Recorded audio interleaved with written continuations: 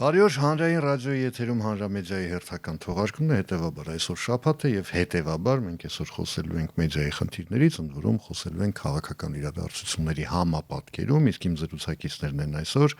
Գանե Աբրահամյանը, հոդված 3-ի հիմնադիր, Արայիկ Մանուկյանը, լրագրող եւ հրապարակախոս, ինչպես նաեւ Բորիս Նավասարդյանը, որը փոքր-ինչ ուշ մեզ կմիանա, զանգվածային լրատվամիջոցների էթիկայի դիտորդ մարմնի անդամ է։ Բորիս Նավասարդյանը, բարև ձեզ։ Տեսեք, շաբաթը սկսվեց, այսպես ասենք, վաղար շաբաթի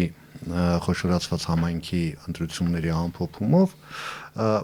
եկեք մի երկու բառով զուտ լրագրողական տեսանկյունից, էլի ինչպես անցան այդ ընտրությունները, որովհետև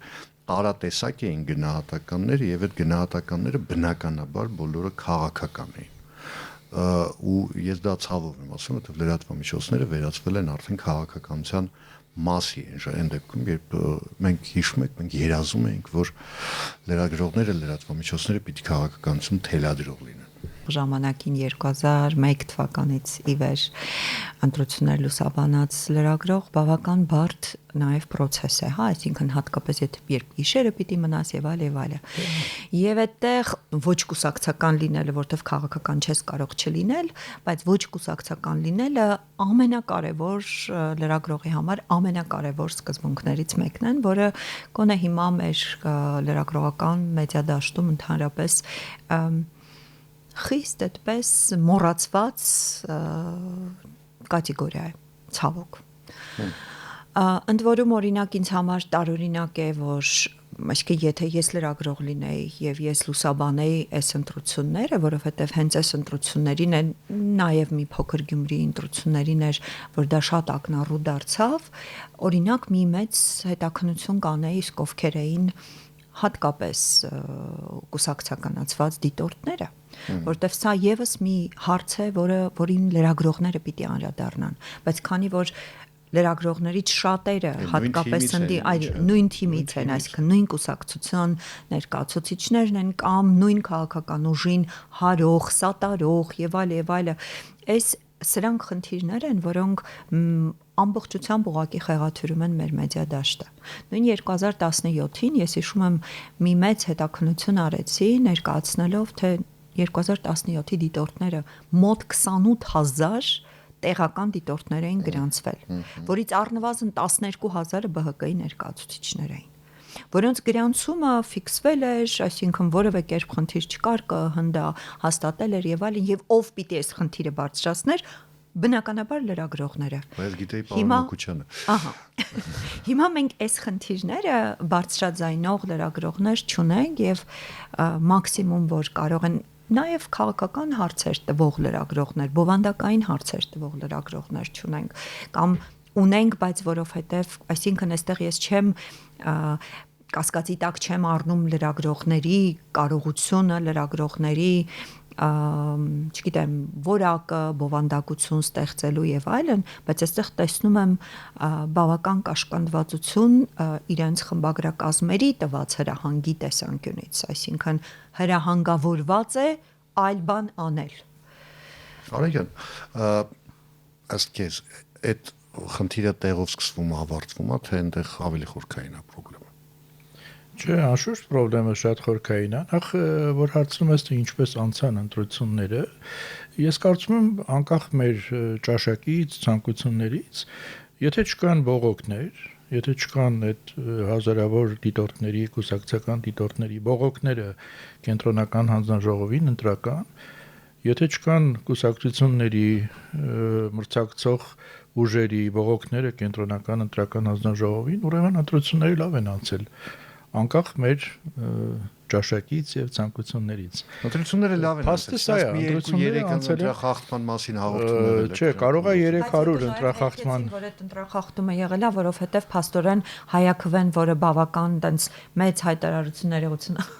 հայտարարություն արեց, որ ամենափորձառու եւ ամենամեծ այդպես բանն են դիտորդական առաքելությունն են իրականացնում, ասացին, որ վայ մենք չենք տեսել, որ ընտրական օրենսգիրքը փոխվել է, բայց ընտրական օրենսգիրքը մի 2 տարի առաջ է փոխվել, նոր բան չէր էլի։ Մի խոսքով այս այս որակի նաև բան ենք ունեցել։ Իրենք ինքան հին են, որ հա։ Այդ հարցի պատասխանը այդպես, որովհետև կապ չունի մեր ցանկությունները, ճաշակը կամ որևէ մեկի, եթե չկան բողոքներ, կա փաստ։ Ընտրությունները անցել են եւ քաղաքապետը ընտրվել է։ Սա փաստն է։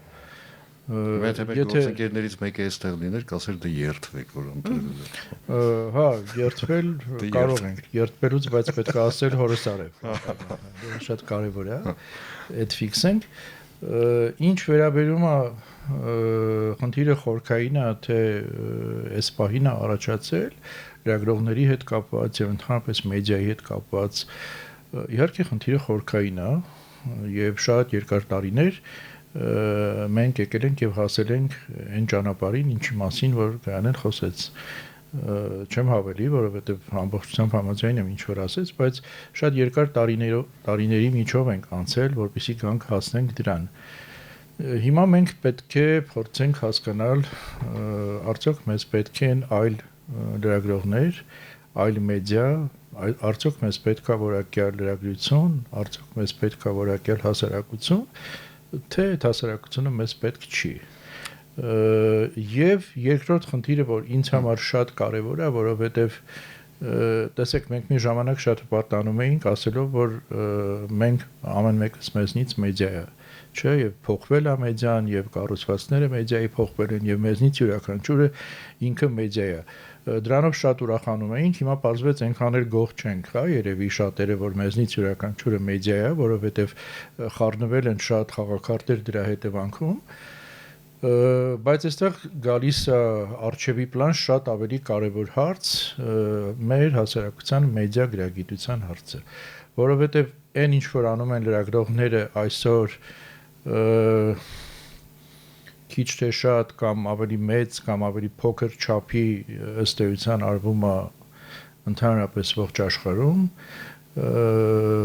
եթե հաշվի առնենք մասշտաբները, էլի իհարկե մեր եւ այլ երկրների, բայց այստեղ մենք պետք է շատ լուրջ խոսենք մեր հասարակության մեդիա գրագիտության մասին։ Արդյոք մեզ պետքա մեդիա գրագիտ հասարակություն, արդյոք պետությունը, արդյոք իշխանությունը ուզում է ունենալ մեդիա գրագիտ հասարակություն։ Սա ինձ համար շատ ավելի կարևոր խնդիր է։ Ստացվում է, համաձայն եմ, բայց sense մի տարօրինակ բան է ստացվում, այսինքն մենք մեր ձեռները լվում ենք այդ թեմայից, հա, մենք քաշվում ենք մի կողմ, ասում ենք պետություն, արի դու դասիրակի նոր հասարակություն, որը կկարողանա տարբերակել, թե ես երբ եմ սուտ խոսում, հա, ես։ Որպես լրագրողները չենք տվանում։ Չէ, ինչ իմաստով եմ ասում։ Տեսեք, հիմա մենք ունենք քիչ շատ կայացած լրատվամիջոցներ, մի շարք, հա, ընդ որում այս վերջերս լավ դա եկեք, հա, մենք մերոնցով ենք անուններով խոսենք, հա։ Իմ շատ հարգելի գործընկեր Սաթիկ Սեյրանյանը հրապարակում անում 168 ժամում հղումանելով թուրքական ինչ որ մի բանի, որ հեսա Հայաստանում 10 մոսկիթ է կառուցվել, ինչ այլուց ով չգիտի ասեմ Հայաստանում մեկի փոխարեն մի քանիսական մոսկիթներ, այնպես չի որ դա Հայաստանի համար նորություն է, բայց հաշվի առնելով քաղաքական կոնտեքստը էս ամեն ինչի, հա, հեսա 10 մոսկիթ է կառուցվելու, այդ նշանակում է ենթադրաբար, որ հեսա գալու են լցվեն, իսկ իրենց համար հաղորդատեղի է պետք, հիմիկվանից պետք է ապահովել։ Դրանից հետո, երբ պարզվում է, որ այդ տեղեկատվությունը կեղծ է, ինչ է անում Սաթիկ Սեյրանյանը։ Սաթիկ Սեյրանյանը ներկայանում է որպես մեդիա հարձակման զոհ, ասում են գրոհել են ին վրա, մեծ քանակությամբ մարդիկ ասում են պինդ պահեք ձեզ, լավ եղեք, մենք ձեր մեջքին ենք, մենք ձեր թիկունքին ենք եւ այլն։ Հիմա ես ինչի Սաթիկի օրինակը բերեցի, ելի եմ ասում ամենայն հարգանքով, բայց եթե Սաթիկի փորձառություն ունեցող լրագրողն է գնում այդ քայլին, այս հասարակությանը այդ իմաստով ով պիտի կրթի, ով պիտի օրինակ ծառայի, որտեղ ուղենիշերը այդ իմաստով պիտի լինեն, չեմ ասում բոլոր լրատվամիջոցները, բայց առանձին լրագրողները պետք է գոնե մնան, չէ՞, թե չէ։ Դե ես իրականում դրա համար ասացի, որ որևէ կերպ կասկածի տակ չեմ դնում ոչ միայն կարողությունը,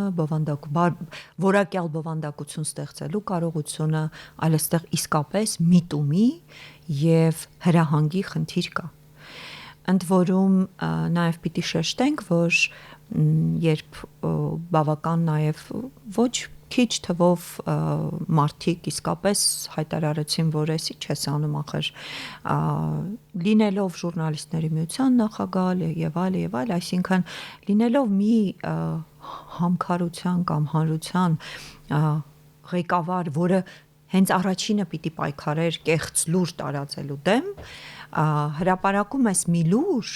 ընդ որում այդ լուրի ներսում, այսինքն ես կարող եմ մտածել, որ գիտեք արագության մեջ լինում է որտեվ այսպեսի մի սխալ արեց Մեդիամաքսը, որ էլի բավական հարգված եւ պրոֆեսիոնալ հարթակ է, մեդիա հարթակ է, բայց իրենք էլ արագության մեջ, չգիտեմ, չէին նկատել եւ այլն, հետո բայց մի քանի անգամ խմբագիր Արադ Թադևոսյանը 1000 տեղով ներողություն խնդրեց, նաև ինքը իր սխալը եւ բանը ընդունելով եւ ասելով, որ սխալվել եմ, պատասխանատվություն, բայց այստեղ կրկին ամենայն հարգանքով Տիկին Սեյրանյանին այն լուրը, որ հրապարակել էին այստեղ, ամենամեծ խնդրեմը վերնագիրը դրված է, որ Հայաստանում կառուցվելու է, թե չէ, ներողություն, կառուցվում է, որտեվ թուրքական այդ լրատվամիջոցը, որ ամբողջությամբ կեղծ, նաև կբարձաբանենք ինչու էր կեղծ, որտեվ ամբողջությամբ այդ ռուսական կեղծ լուրերի այդ պրոպագանդիստական բանի մեջ էր, բայց չէ, թուրքական էր ինքը, բայց նաև մտած էր նաև այդ ռուսական բանի մեջ, բայց այնտեղ անգամ գրված էր կառուցվելու է այն նյութը, որ հրապարակվել էր 168 ժամում գրված էր կառուցվում է, այսինքն process-ը արդեն սկսված է, եւ վերնագիրը այդպես էր դրված, գրված էր հղում թուրքական մամուլին, բայց նույն նյութում դրված էր նաեւ վարչապետի մամլոխոսնակի հերքումը, այսինքն բայց այդ հերքումը որևէ կերպ վերնագրում չի երևում. Այսինքն ակնհայտորեն այստեղ նույն դեպքը չի ինչ որ Մեդիամաքսինն էր, այսինքն պատահաբար կարող է արագության մեջ հանկարծ բավարար փաստերի ստուգում չանել եւ սուտ լուր տարածել, այստեղ հստակ իմանալով որ դա սուտ է տարածել են եւ այստեղ ուղղակի արդեն չեն կարող խոսել ոչ միայն կարողության, բացակայության եւ այլն, այստեղ ուղղակի հստակ դիրքորոշում է եւ քաղաքական միտում, ինչը շատ խնդրահարույց է։ Այստեղ արդեն մենք գալիս ենք այն մի կետին, կներեք այն կետին, որը ինձ համար այնքան էլ ընդունելի ու ընկալելի չի, որ լրատվամիջոցները ըստ էության դարձել են քաղաքականության կողմ։ Կապ չունի ընդդիմադիր իշխանական էական չի։ Ընդ որում ես էլի եմ ասում, մենք այս հաղորդման շրջանակում էլ ենք խոսել այս թեմայով, կուսակցական մամուլին ես որևէ տեսակի պրետենզիա ունենալ չեմ կարող։ Այս մարդը ասում է, ես քաղաքացիական պայմանագիր եմ, ես քարոզչամիջոց եմ, որ դու կարող եք ինձ հավատալ, կարող եք չհավատալ։ Երկիր մեդիան դաշնակցությանն է, եղբայր, ես չի ասում երբեք։ Չէ, դե հիմա բայց այստեղ էլի տարբերություն։ Հա, Երկիր բառից հասկանում եմ։ Երկիր բառից հասկանում եք, երգիր մեդիա պետք է լիներ ուրեմն։ Լավ, հումորը մի կողմ, բայց ասենք ես այնտեղ էլ խնդիր չեմ տեսնում։ TV5-ի պարագայում հա կարող ենք քննարկել, որովհետև ըստ էության այնտեղ կուսակցական չի, բայց որոշակի քաղաքական առաջնորդության խնդիր կա ու այդ ամեն ինչը այդ ծիրի մեջ է։ Այն մնացած բոլորը, որոնք խոսում են օբյեկտիվությունից, որոնք խոսում են ուշադրություն 37 թվականից, հա, որում այդ ամեն ինչը անում են հրապարակում գոռալով, ինձ համար մի քիչ անընկալելի են։ Տեսեք, ելի իսկապես որևէ կասկածի չենք ենթարկում, որ Հայաստանում կան որակյալ բովանդակություն արտադրող եւ լրատվամիջոցներ, եւ մեդիաներ, եւ լրագրողներ։ Սա թողնենք, բայց ինչն է խնդիրը, Հայաստանը հատկապես պատերազմից հետո, պարտությունից հետո տոտալ գտնվում է ադրբեջանական, թուրքական նարատիվների գրոհի ներքո։ Հիմա սրա անունը հիմա նոր մոդայիկ բառեր կան, չէ, հիբրիդային պատերազմի վարին եւ այլն, բայց նույնիսկ դա թողնենք, հա, որտեղ մի բառը որ շատ այդպես կրկնում են մարդկանց մոտ բացասական զգացողությունները առաջացնում։ Շատ պարզ լեզվով ասենք, որ Հայաստանը գտնվում է թուրքական, ադրբեջանական, ռուսական եւ ավելի քիչ եվրոպական կամ ամերիկյան հա նարատիվների գրոհի տակ։ Եվ բնականաբար Հայաստանում կան դրանք սպասարկողներ։ Ցավոք սրտի այդ սպասարկողները, որոնք ունեն մեծ ֆինանսական ռեսուրսներ, ունեն շատ մեդիա ռեսուրսներ, այդ ֆինանսական ռեսուրսների արդյունքում այդ սպասարկողները իսկապես շատ լավ սպասարկում են այդ նարատիվները եւ ադրբեջանական, եւ թուրքական, եւ ռուսական նարատիվները շատ փայլուն սպասարկում են, չունենալով պատասխանատվություն երկրի հանդեպ եւ պետության հանդեպ, որովհետեւ իմ կարծիքով անկախ նրանից, թե դու ինչ կառույցում ես աշխատում, ինչ մեդիայում ես աշխատում, կուսակցական, պետական, իշխանական, ոչ իշխանական, անդիմադիր եւ այլն, թեպետ սրանք էլ գիտեք արտահայտություններ են, որոնք մի քիչ տարօրինակ են, ինձ համար հասկանալի չի ինչա անդիմադիր մամուլը եւ հասկանալի չի ինչա իշխանական մամուլը, որովհետեւ մամուլը ուրիշ բան է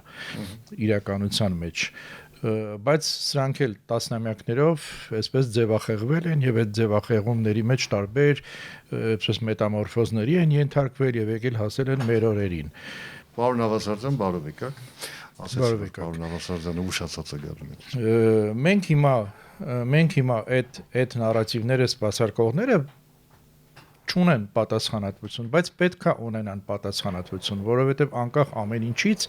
պատասխանատվություն է եւ պետության հանդեպ եւ հասարակության հանդեպ եւ նույնիսկ ինքդ քո հանդեպ, քո ընտանիքի հանդեպ պատասխանատվություն է։ Այս process-ը նոր չի։ Նույն 90-ական թվականներից, երբ որ մենք այն ժամանակ աշխատում էինք պետական մեդիայում, մեզ ասում էին դավաճաններ, մեզ ասում էին ծախվածներ, որովհետև մենք պետության շահի կողմնակիցն էինք, պետության շահն էինք ուզում սպասարկել, եւ մեզ ասում էին դուք դավաճան եք, դուք ծախված եք եւ այլն։ Բայց հետո տեղի ունեցան ուրիշ տրանսֆորմացիաներ, այդ ասողները ժամանակի ընթացքում դարձան իշխանություն, գրավեցին նույն պաշտոնները, հետո իրենք ուրիշներին էին ասում, ուրեմն դավաճաններ եւ այլն մեկը մյուսին, սա շուտվանից եկող process է, որը ելի իր ճանապարհի ընթացքում տարբեր ձևախեղումների է ենթարկվել եւ հասել է այսօր ինչ որ մի հանգրվանի։ Որ ասում եք կուսակցական մամուլ, եթե կուսակցական մամուլը զբաղված է զուտ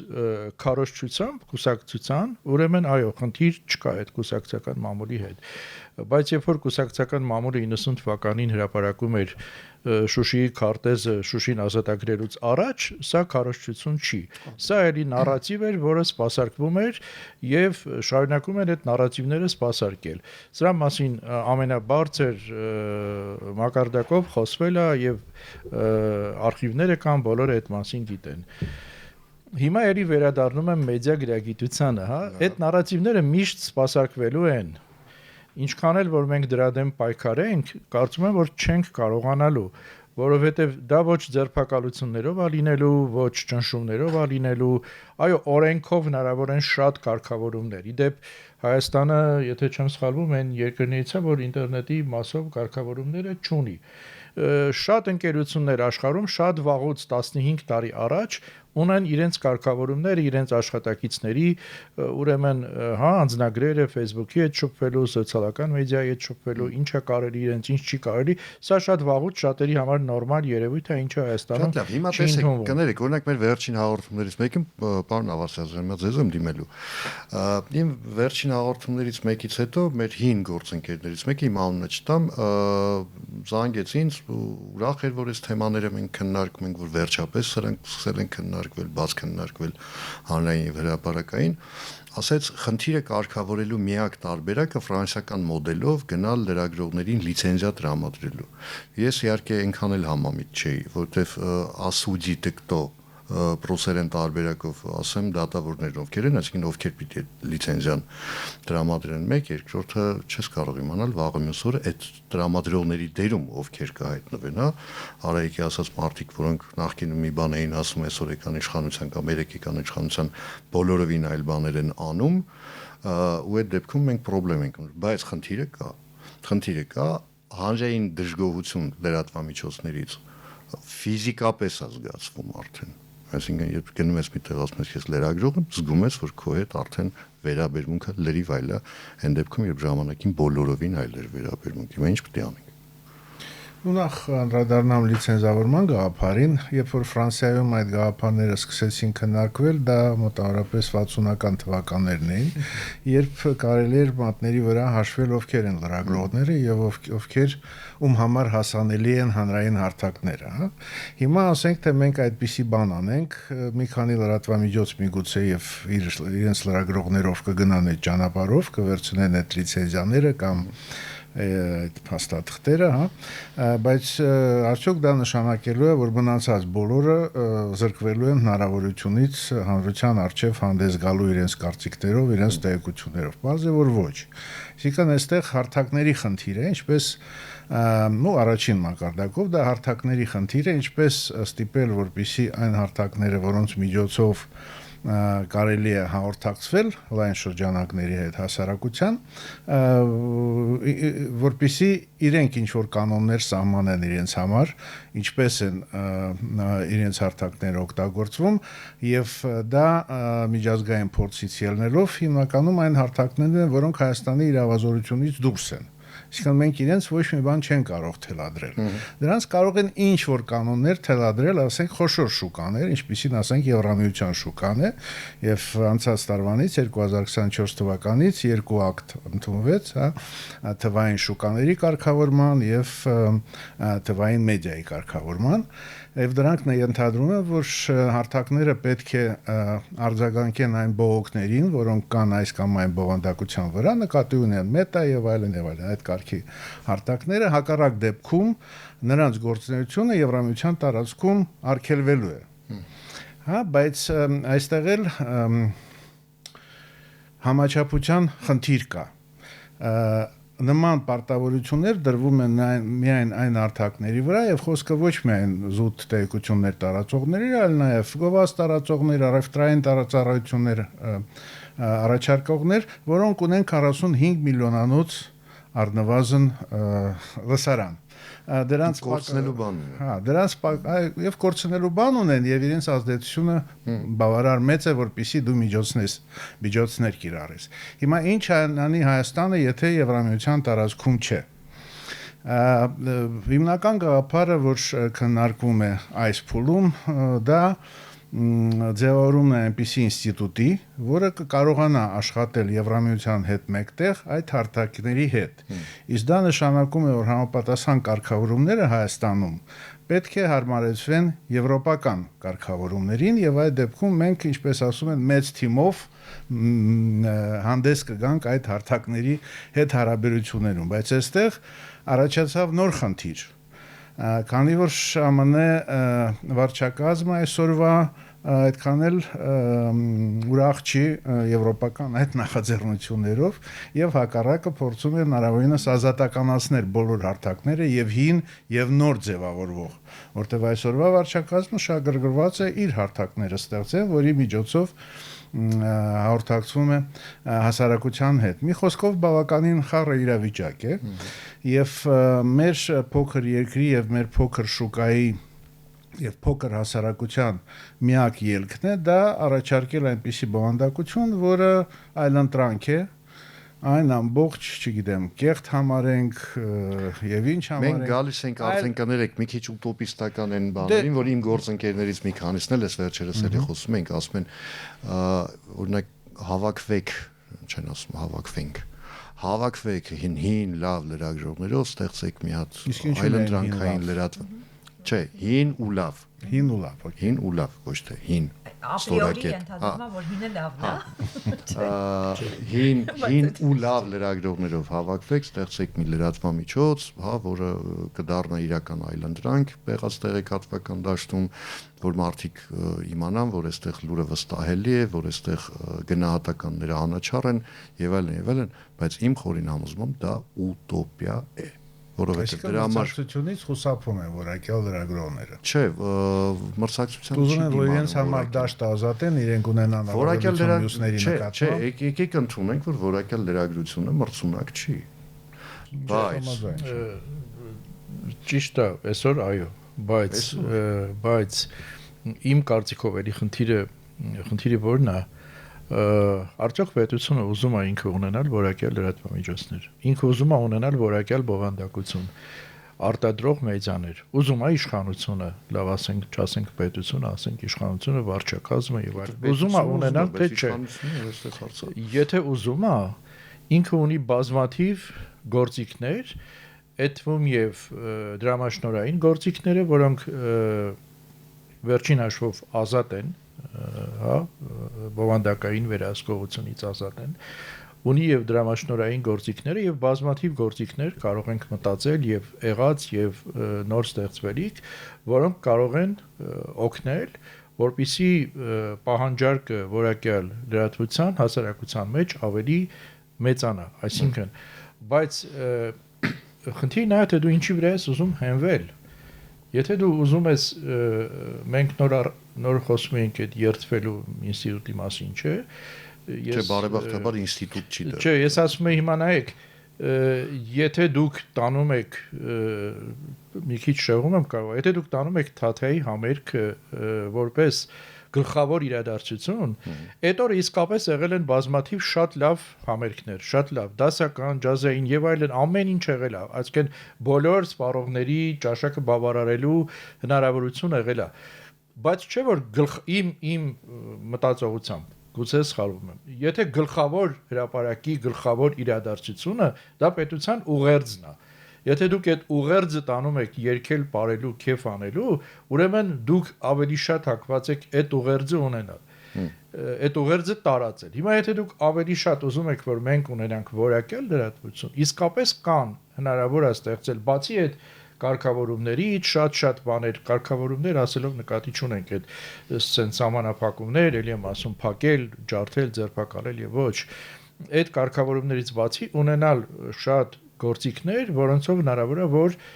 այդ որակյալ բովանդակություն ես միշտ պնդել եմ որ դրա համար լինեն ավելի առաջնային ընդունելով այսինքն ձևավորեն ես միշտ պնդել եմ որ դրա լավագույն տարբերակները ու լավագույն հարթակները դրանք հանրայիններն են այսինքն հանրայինները պետք է դառնան ինչ ապորոշիչը առաջնահերթորեն հանրայիններն են հիմա հանրայինների մասին չխոսենք չէ հա որովհետև եթե դուք ուզում եք դա անել կարող եք անել դրա գործիքները կան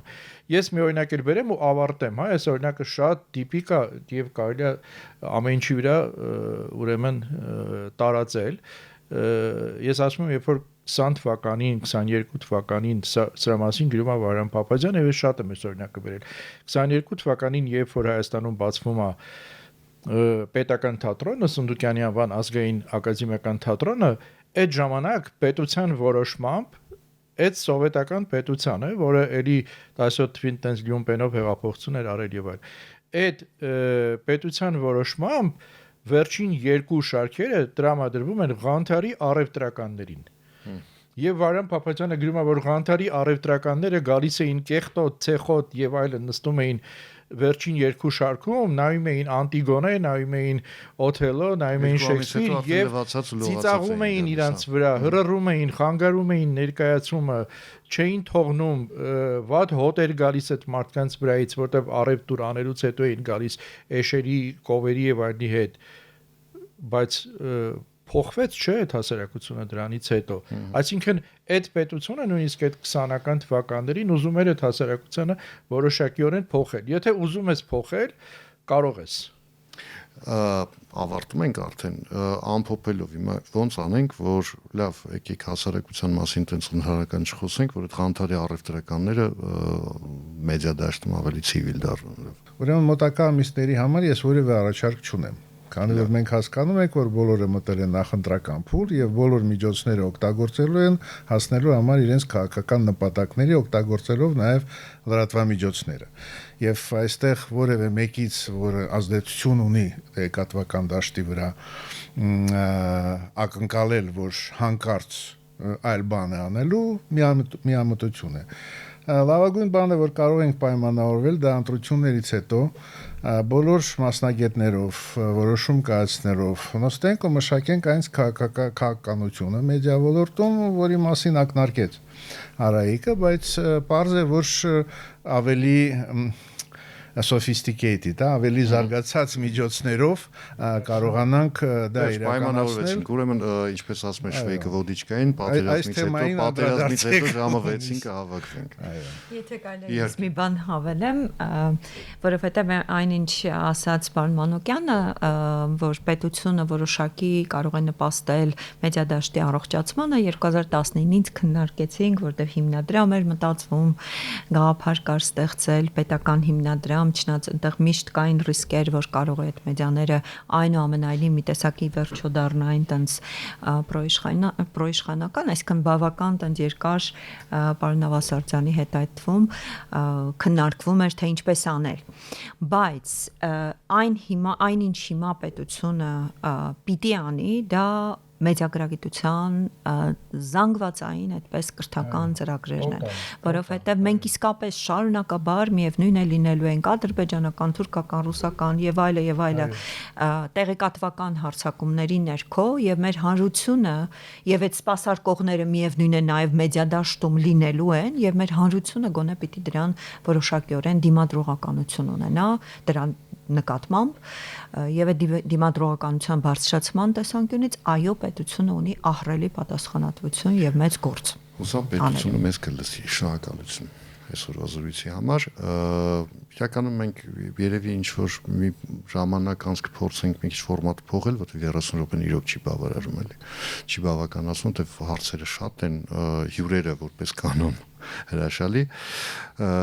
Միայն ես եմ մնում անփոփոխ, ես Լևոն Սարդարյանն եմ Միչայլոց,